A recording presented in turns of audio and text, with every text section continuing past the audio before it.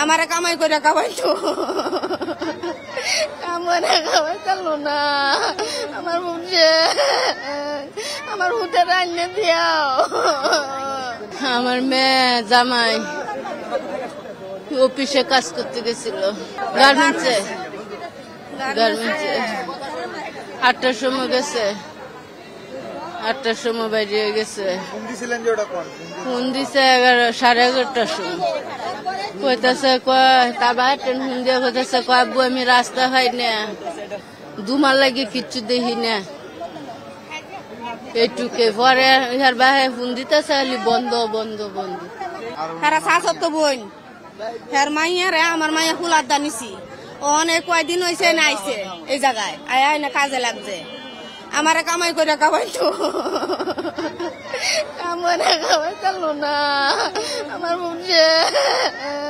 আমার হুটে রান্না দিয়াও, আমার হুটের বউ রান্না দিয়ে আমার বয়স কম, শুরু থাকতে দেওয়া আছি, শুরু থাকতে দিয়ে দিয়েছি।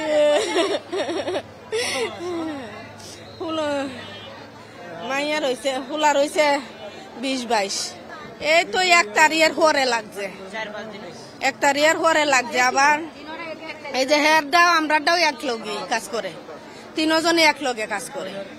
হ্যাঁ আমার হুতের বউ আমার হুতের লগে কাজ করে, হ্যাঁ ওভারাটার আর হে হয়েছে হেল্পার, 2 জনে এক কানো দিছে।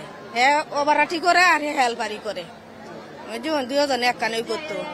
বাংলাদেশের প্রথম ইমিউনিটি বুস্টার সমৃদ্ধ ফ্যান্টাস্টিক হ্যাপি এনার্জি বিস্কিট। আমার বউ সকাল 8টার দিকে ডিউটিতে আইছে, আপনার অফিসের নাম হচ্ছে আর.এন. ফ্যাশন। মানে 8টার দিকে আইছে, পরে দোকান থেকে মানে দোকান চাকরি করি, এখান থেকে কথাবার্তা কইলাম তাহলে যা। পরে আমি তো নাস্তা মাস্তা সব বেচার পরে আমি দোকান থেকে বাড়িলাম, যা ঘুমামু, এর মধ্যে হঠাৎ করে দিই মানে সবাই কইতেছে মানে আগুন লাগছে, কইতেছে না হসপিটালে আগুন লাগছে। এদিকে মানে আইলাম দৌড়ায় ওরা দেখার লাগা না, আইলাম এই রাস্তার যে ভিড়, পরে কইতেছে আমরা ঢুকার লাগে দেন, মানে ঢুকার সুযোগ দিচ্ছে না তারা। পরে কি করলাম, আমি দিকে চাইলাম যে হঠাৎ করে আর.এন. ফ্যাশন মানে আগুন ধরে গেছে। দেখতে মানুষ উপরে ছিল আপনার 25 জন, 3 তলায় 25 জন ছিল। ওর লগে আমাদের এখানে রুমের পাশে আর 2 জন, একটা মাইয়া একটা পোলা ছিল জামাই বউ। পরে আমার বউ লাগে ওরা ফোনে কন্ট্যাক্ট করি, মানে ফোন বন্ধ, পাইতেছি না, আর কেউ পাইতেছি না, ফোন সুইচ অফ। পরে কিছুক্ষণ পরে কইতাছে সবাই নিরাপত্তা আছে, মানে আনিল কইতাছে সবাই নিরাপত্তা, আপনি কেউ চিন্তা করবেন না, সবার আমরা লালমাটে নামা দিছি।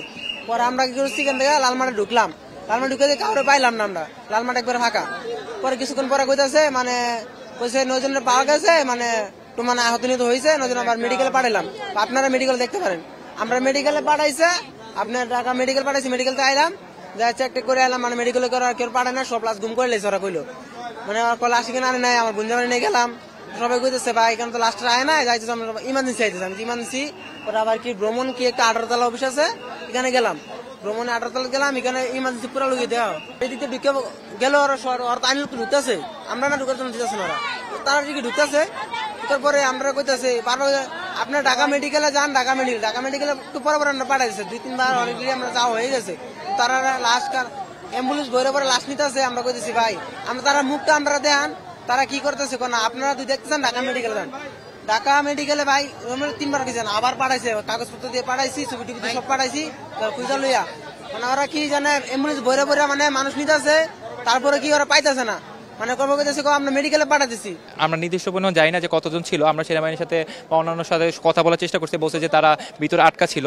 তো আমরা যতটুকু দেখলাম যে স্থানীয় মানুষের চেয়ে ফায়ার সার্ভিসের কর্মীরা অনেক ভালোই পরিমাণ মানে আশঙ্কাজনক অবস্থায় ছিল, কারণ হচ্ছে আমরা তাদেরকে রেস্কিউ অবস্থায় যেতে দেখছি। আর স্থানীয় কিছু মানুষ ছিল, তাদেরকে আমাদের দেখলাম যে বিউবিটির হচ্ছে যে মেডিকেল কলেজ আছে ওইখানে মেডিকেল যে আপনার যে মেডিকেল রুম আছে, তো ওইখানে হচ্ছে তাদেরকে সেবা দেওয়া হয়েছে। তো হচ্ছে আমার কথা হচ্ছে যখন আমরা আগুনটা দেখলাম তখন আগুনের পরিমাণ এত ছিল না যে 11 জনের এরকম প্রাণটা নিয়ে যাবে, ঠিক আছে। তো আমাদের খুবই খারাপ লাগছে, কারণ হচ্ছে ফায়ার সার্ভিস যদি আরেকটু, আমরা এখানে যতটা আনুমানিক হতাহত পরিমাণ দেখছি তার চেয়ে বেশি দেখছি স্বজনদের, তারা তাদের নিজস্ব ভাই বা বোনের ছবি নিয়ে আসছে, যে বলছে যে আমার সে নিখোঁজ আছে। তো আমরা তাদেরকে চেষ্টা করছি, তাদেরকে সেনাবাহিনীর কাছে হস্তান্তর করছি যে তাদের একজন স্বজন হারিয়ে গেছে, আপনারা যদি তাদেরকে পান তাহলে হচ্ছে খুঁজে বের করে দেন, বা হচ্ছে তাদের অন্তত তারা যেন তাদের আত্মীয় স্বজনের যেন লাশটা অন্তত নিয়ে যেতে পারে। কারণ হচ্ছে কি আমরা আসলে আমাদের ভার্সিটির পাশে এই ঘটনা, আমরা আসলে মর্মাহত। কারণ আর আমার যতটুকু মনে হয় যে এতটুকু একজন সাধারণ নাগরিক হিসেবে এতটুকু বলতে পারি, যদি ফায়ার সার্ভিসের কর্মীরা তাদেরকে একটু কাছে তাতে আসতো তাহলে এত পরিমাণ হতাহত হতো না।